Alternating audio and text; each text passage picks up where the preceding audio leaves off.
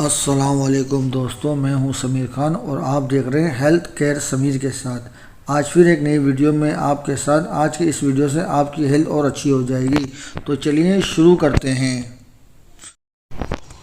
السلام علیکم دوستوں، آج کی ویڈیو میں آپ کو بتاؤں گا جلد کی صحت میں بہتری کیسے کر سکتے ہیں۔ وٹامن سی اور وٹامن ڈی جلد کی صحت کو بہتر بنانے کے لیے نہایت ہی مفید سمجھے جاتے ہیں، جبکہ کھجوریں وٹامن سی اور ڈی سے بھرپور ہوتی ہے۔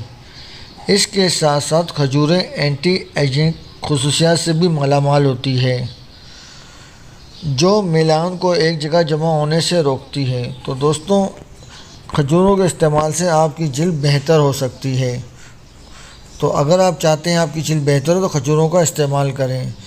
ملتے ہیں نیکسٹ ویڈیو میں، جب تک کہتے ہیں اجازت، اللہ حافظ۔ دوستوں، امید ہے آپ کو ہماری ویڈیو پسند آئی ہوگی۔ ایسی معلوماتی ویڈیو کے لیے ہمارے چینل کو لائک کریں، ہمارے چینل کو سبسکرائب کریں اور دوستوں کو شیئر کریں۔ ملتے ہیں اب نیکسٹ ویڈیو میں، اللہ حافظ۔